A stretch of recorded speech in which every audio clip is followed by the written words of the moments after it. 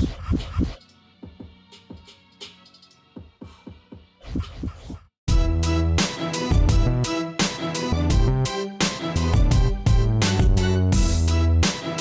hello, everyone. I am Billy Dees. Welcome to the podcast. If you have never checked out our program before, we are primarily an interview and a commentary podcast. You can find the Billy Dees podcast pretty much anywhere podcasts are found. I would say Apple Podcasts, which is iTunes, is probably one of our mainstays. We're also on Spotify, iHeartRadio, TuneIn, Stitcher, on down the line.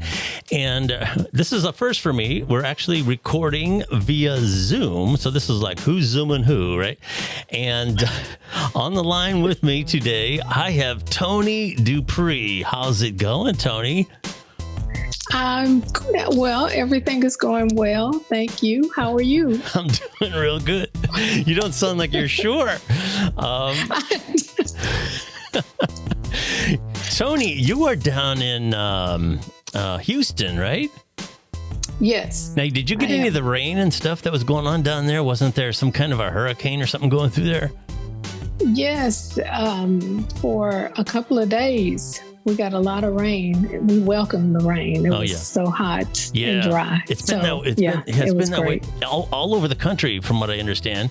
I'm up here in Ohio, and typically we don't get scorching hot weather, but we've had like 2 or 3 weeks of 90-degree weather. The lawns are brown, and it's really strange. Let me tell the audience a little bit about you, if I may. Toni Dupree is the founder and the president of Etiquette Style by Dupree, an etiquette training and coaching company based in Houston with a mission to help young people and business professionals get ahead with good manners.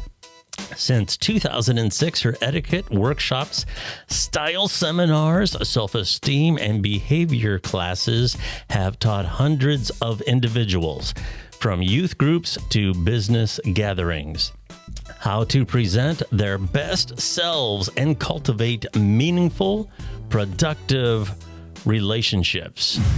That's a lot. When you're not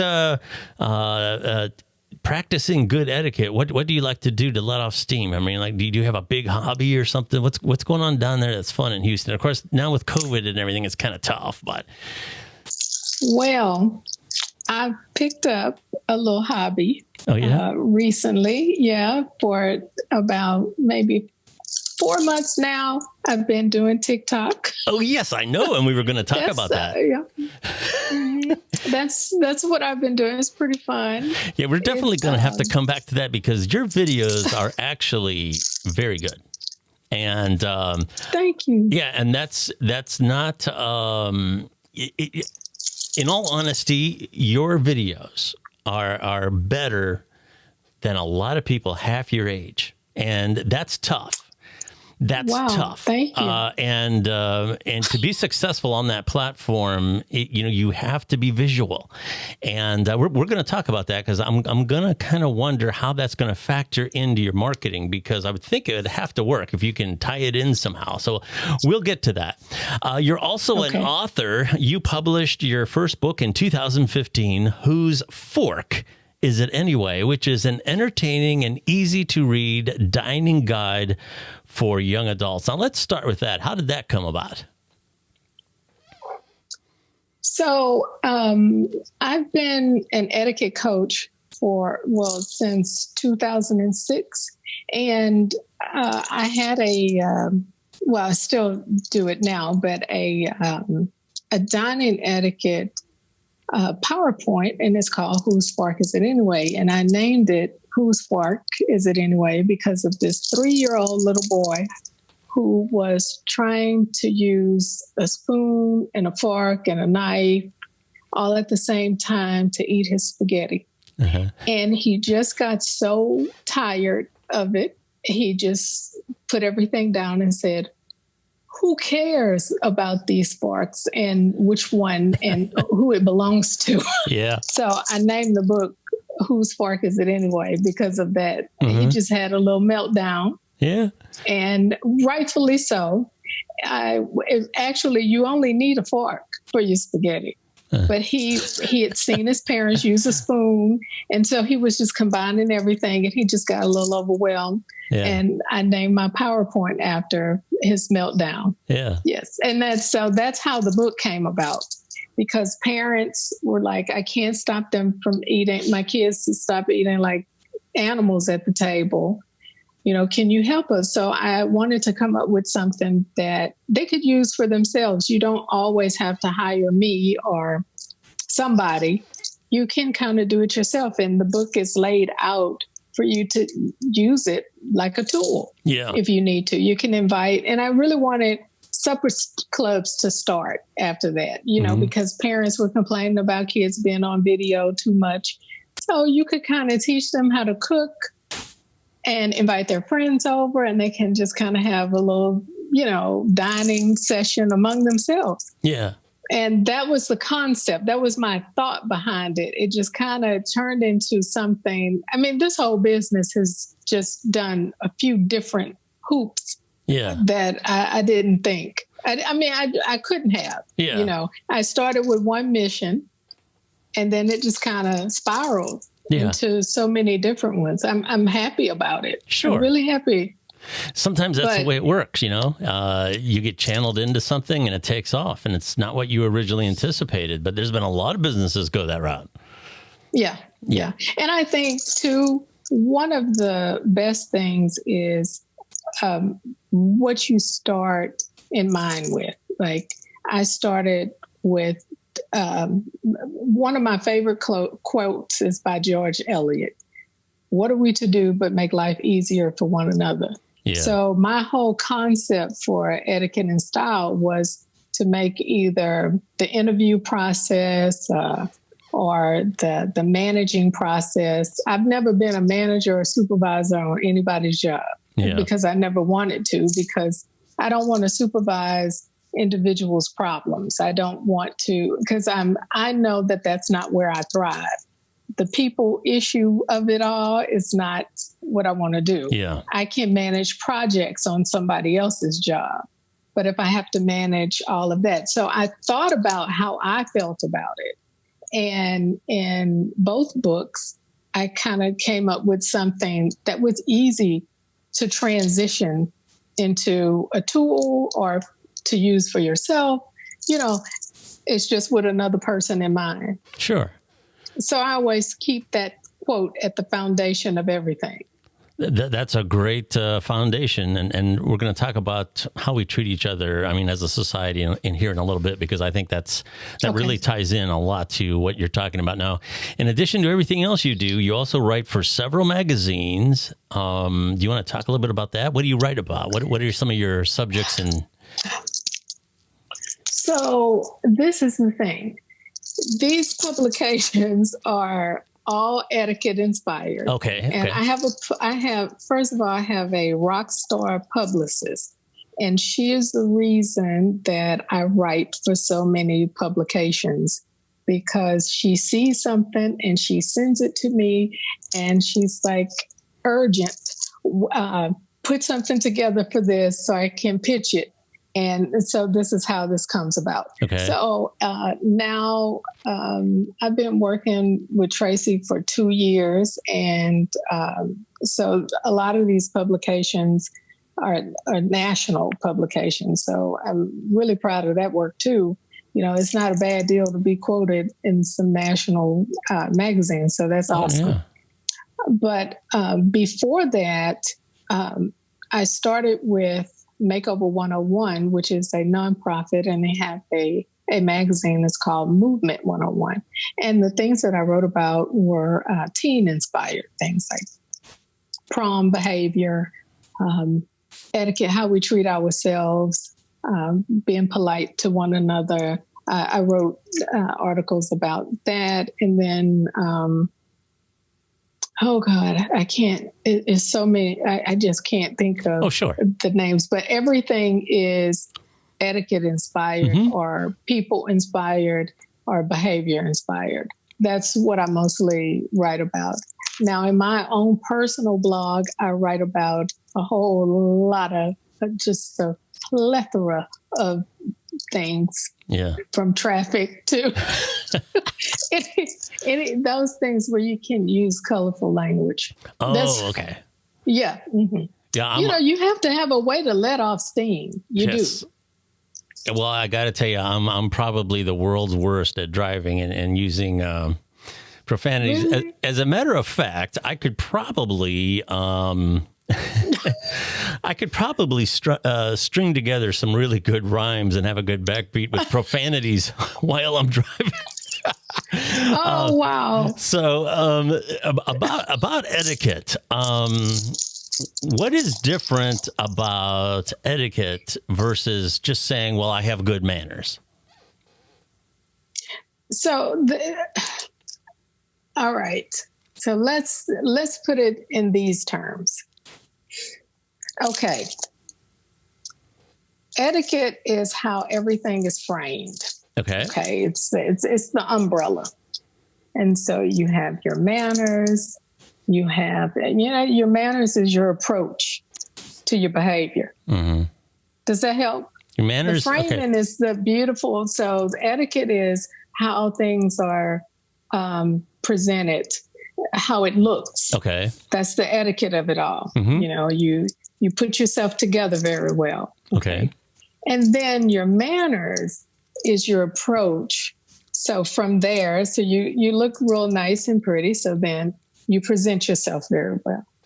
Okay. And then you have your behavior that follows. So in the manners is your thought processes, your approach is like how you might choose to speak to someone, or a difficult situation or, a lackluster individual.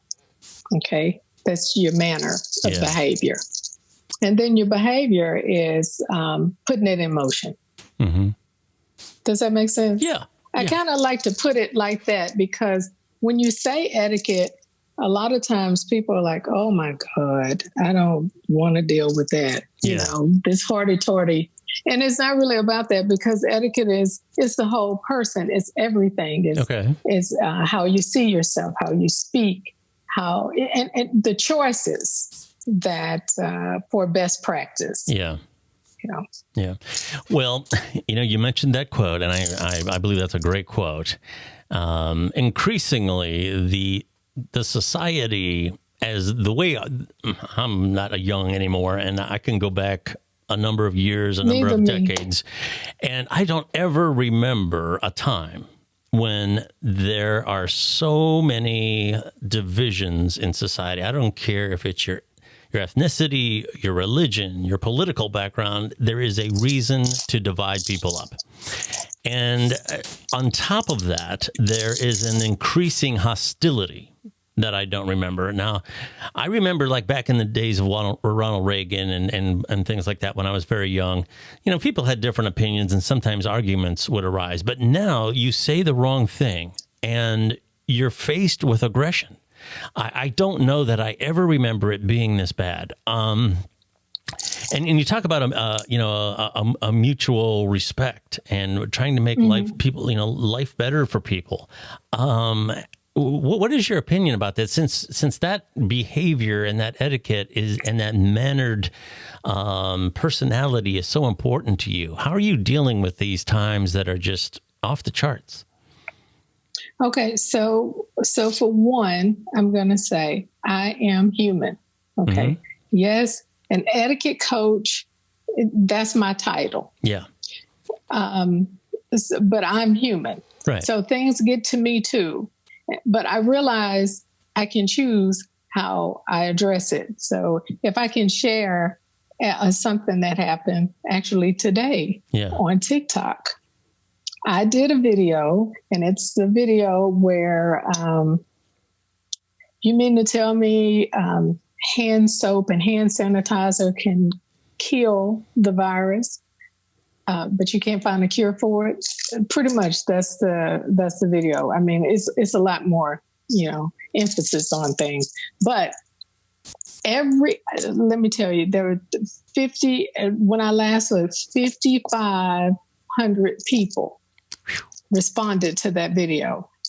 But the comments were so disrespectful, and not necessarily directed at me, but at the video and people who responded. So some people may have said, "Oh my God, I can't believe it." So then someone would come in and say, "That's just ignorance that you can't believe that." So then I thought about it. I could just watch this, like I'm in the Coliseum. I could just watch this play out.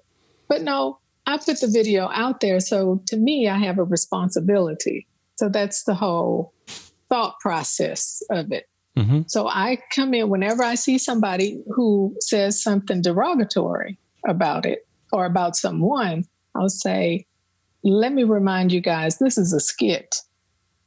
It's not my voice. Right. I joined TikTok to have a good time. Yeah. I didn't, my political views or what I really think about this virus and all this kind of stuff, we're not going to fix all that right. in one thread. Absolutely. So it's lighthearted. Mm-hmm. And sometimes, so the last one I put was, sometimes you just have to smile and move through it while you're trying to figure it out. Yeah. And then people started lightening up. But to everyone who was rude, I made a point to respond similar to that. Like each response is different, but the foundation of the response is the same. Yeah. And so the reason why I did that is because we all have a responsibility. You're not Superman. I'm not saying that. We're not curing cancer. We're not. But what we are doing is trying to make life a little bit easier for one another. Right. One situation at a time. Just like the quote that I love from George Eliot. It is like the best quote in the world. Because if you think like that, you can't help but move like that. Yeah. So what I think about what's going on today is ridiculous. I think that what would help is we're all here together for a reason. And I think we need everything that is here, as unfortunate as some of this stuff is, and as horrible as it is to look at, there's a reason for it. Yeah. Now, it's not your responsibility to figure out what that reason is, but it is your responsibility to make room for it. Yeah. Because if you were supposed to be here by yourself, you would be here by yourself. Yeah. And you're supposed to figure out how to work this out while we are here. So somebody may be ignorant. But if you have knowledge and you don't share it with them, at that point, their ignorance becomes your fault. Mm-hmm. Because if there's something I don't know and you don't tell me and you know it, you bear responsibility for that. Yeah. And etiquette touches on all of that. It is how you think. It is how you behave, how you choose to behave. Yeah. It is education of all people, not just some people. Yeah. It is, and we are not doing that. Mm-hmm. We're not, because everybody is mad and everybody's impatient. Yeah. And nobody is trying to find an easier way to do any of this, and we don't make it okay. Like, what if you don't know what to do?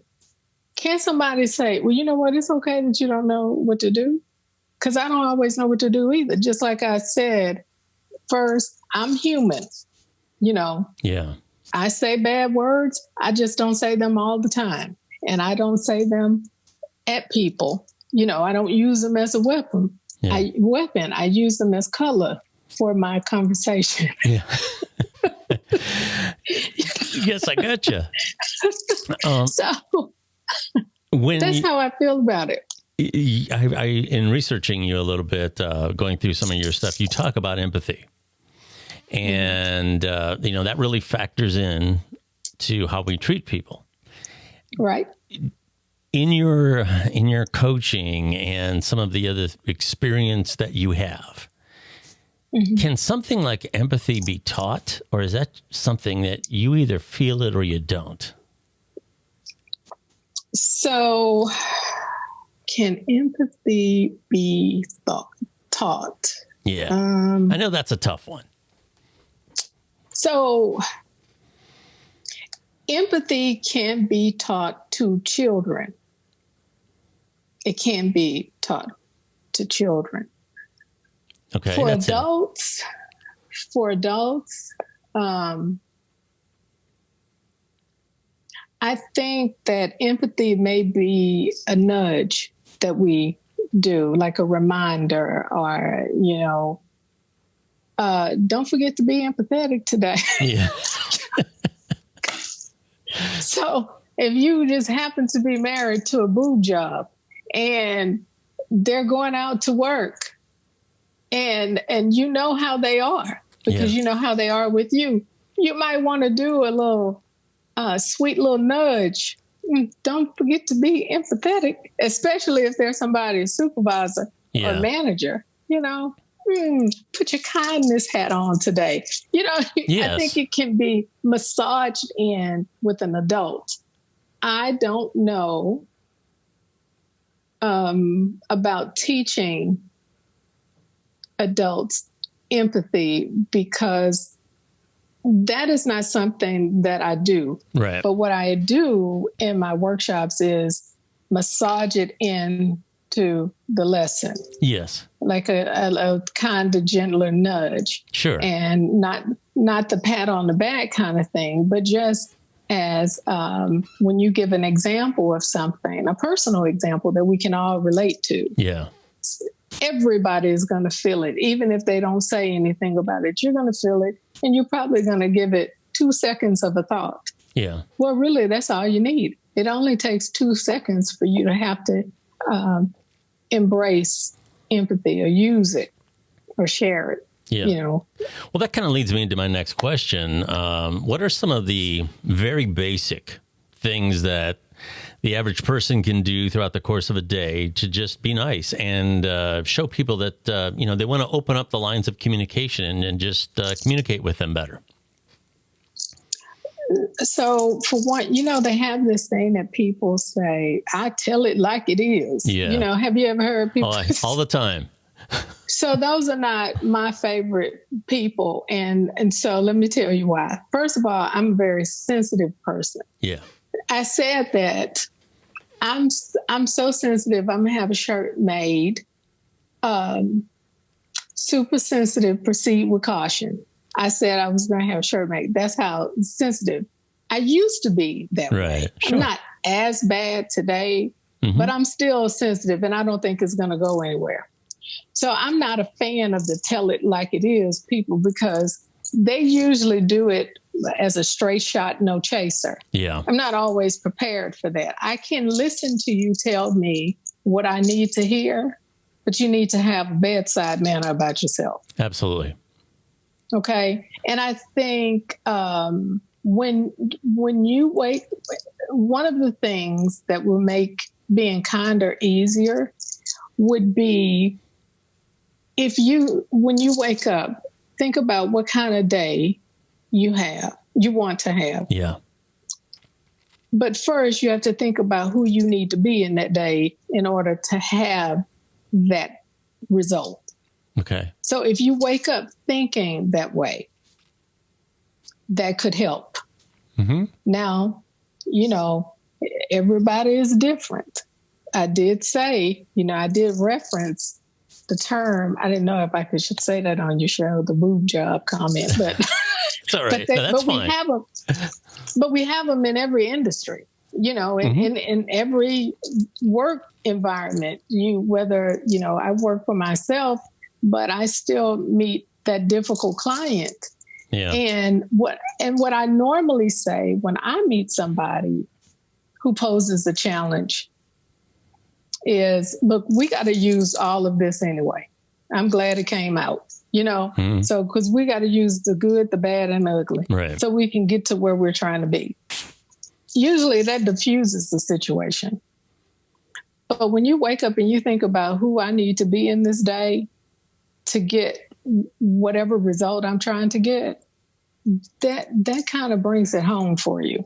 Yeah. You're going to be less likely to have these little tiffs that people have throughout the day that are unnecessary.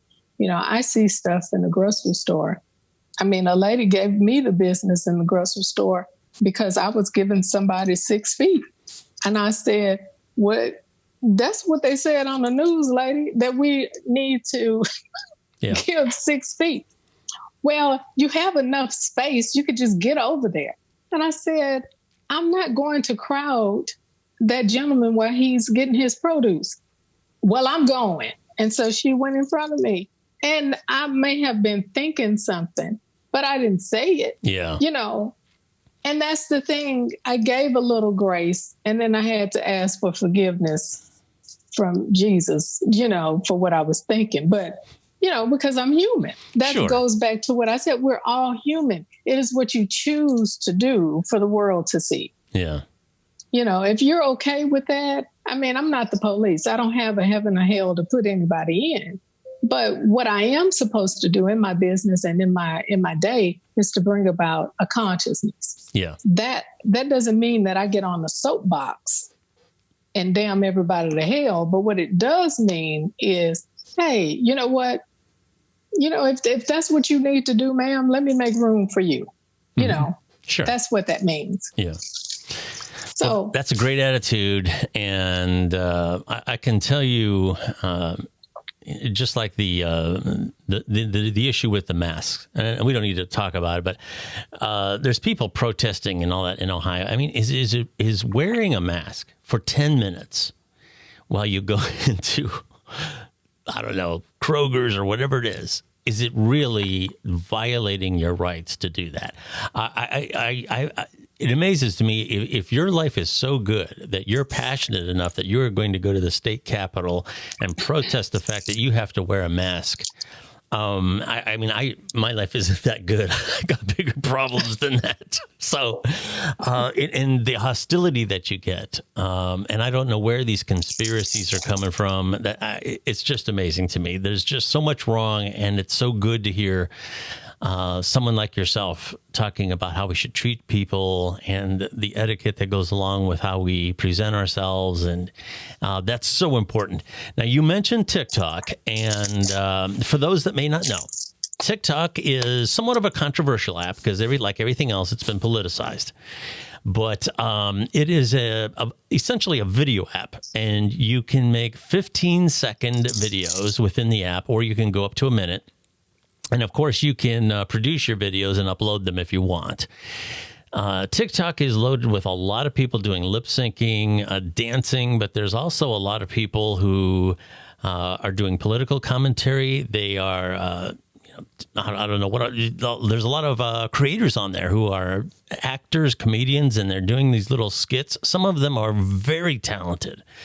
I kind of got on to, I don't know if you know who Gary Vaynerchuk is, Gary V, but he was touting TikTok there for a while. He's one of these marketing gurus that I follow. So I thought, all right, I'll check this out. I found it interesting. I don't know that it has really taken off for me, but I know it has for you. You do these very entertaining things, and I don't know, is this something that just came to you recently, or have you always tried to do stuff like that? Because it seems like you're a pro. It seems like you've been doing these things forever. So no, I am not a pro. Okay. And I feel so bad because I have to tell you this. Yeah. I was never going to get on TikTok. Yeah. When I also work at a middle school. Right. And there were some middle schoolers, and they kept saying, "Oh, Ms. Dupree, you should do a TikTok video with us." And I was like, I'm not going to do a TikTok video with a bunch of kids like a loser. And so I felt so bad when I actually joined, because I told those kids that I'm never getting on that. I am 51 years old. What do I look like getting on TikTok like a fool? That's what Yeah. And here I am on there like a fool. Yeah. And so I just don't mind being silly, and maybe that's the only thing I can tell you. Yeah. Billy, I wish I could tell you something more profound about my joining TikTok, but I have absolutely nothing profound to say. Nothing profound. It just seems like as an author that I should have these wonderful words to say. No, I don't. Yeah. I just do it with my wine, and I don't always have wine. I do not, because, I don't need it all the time. But yeah, but some of the videos are just, I think they just call you. Yeah. And you're like, that one's for me. Yeah. Yeah. That one is for me. They speak to you some kind of way. Oh, sure. I have nothing else to say except for when I decided to actually join, I told my husband, I said, you know what? This coronavirus has taken on, it's just ridiculous. So I'm going to see if I can make people smile, and because so many of my friends were worried and they were, just irritated about their lives changing because of this virus. Oh yeah. And when it first started, I joined at the end of April, and everybody was belly aching about how their lives have changed, and we were locked down and everything. Yeah. Sure. And I just wanted to turn that around a little bit, and make people laugh or smile. I did not know if I was actually going to be able to do that, because let me tell you, TikTok is difficult. Yeah, it is. It is very difficult, Billy. It is because you are having to make somebody else's content your own, but funny. Mm-hmm. Or add some kind of different magic to it. And you didn't create this. And that is something I have never done in my life. Yeah. So I just said that was my commitment. Mm-hmm. And you get hooked. It's like, oh, I got to do my TikTok video, or let me get all my work done so I can do. It's like a little treat at the end of the night. Yeah. Well, it's an old show business axiom that it's all been done before. You just have to make it your own. You just have to make it your own. Has it worked out as a marketing tool for you, or have you tried that yet?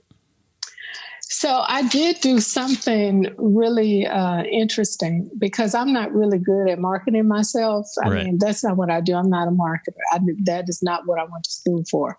So, but I know, I think when you're in business, you know what you need, right? Yeah. You know who, you have to talk to people all the time. So you use what you got.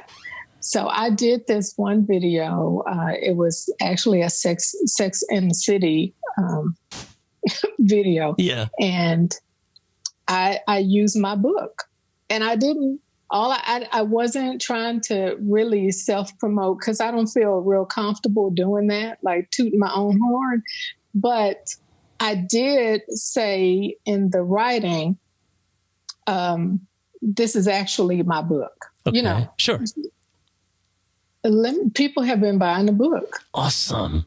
And I didn't do it for that. I just said, and I have all these books on my shelf, and I said, well, why would I hold somebody else's damn book when I can hold my own book? Absolutely. So that's what I did. And people reached out and said, well, look what I ordered. Look what guess what came in the mail, So I guess I have been using it. I used it that way. And then just being out there consistently, because that is the thing. Consistency. Yes, that's truth. I think people appreciate, if you are going to act like a fool, you own that and you do that and you're committed to that. Yep, and you're consistent. Yep. That is what we're going to see when we see you. Yep.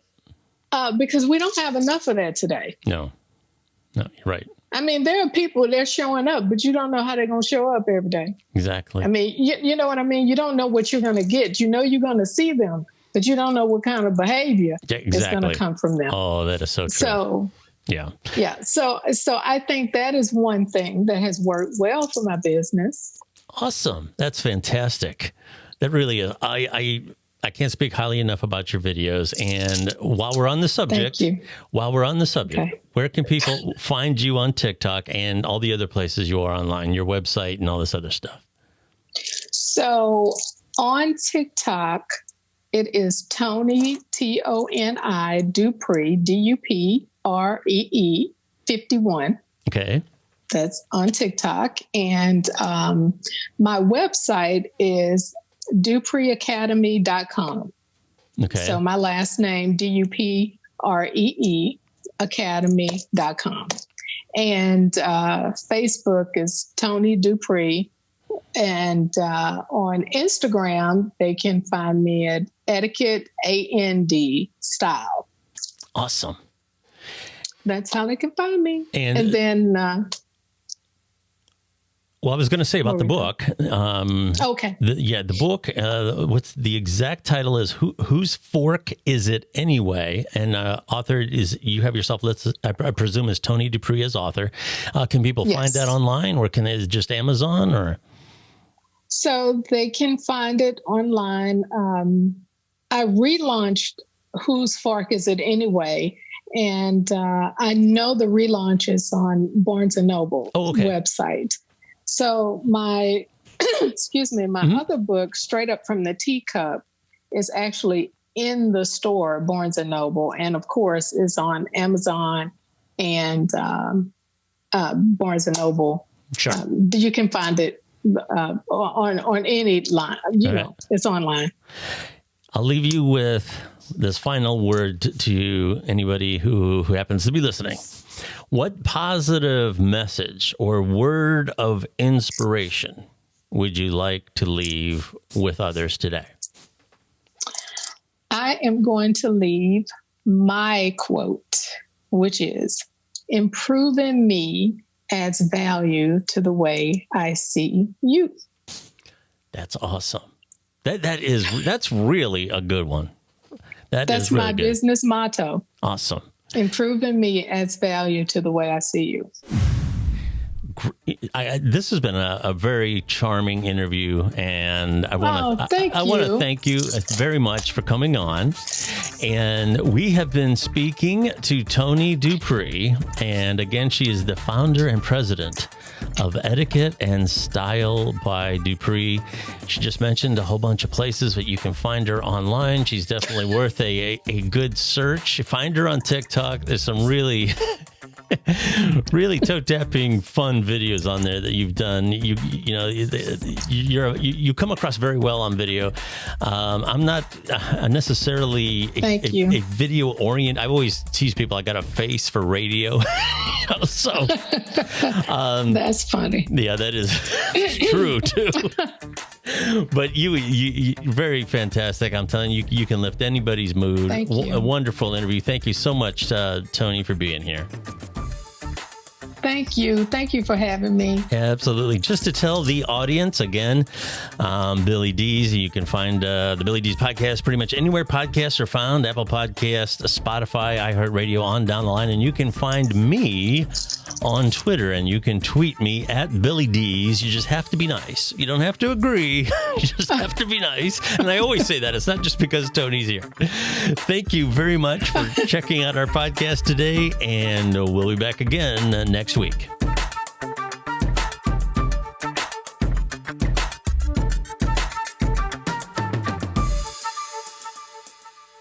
Well, hello everyone. I am Billy D's from the self-titled Billy D's podcast. You can find me on Apple Podcasts, Stitcher, TuneIn, iHeartRadio, and many more of the best podcast networks. Join me for my commentary and interviews. Follow me on Twitter, real easy to find, at Billy D's. I am Billy D's. I'd love to have you listen in.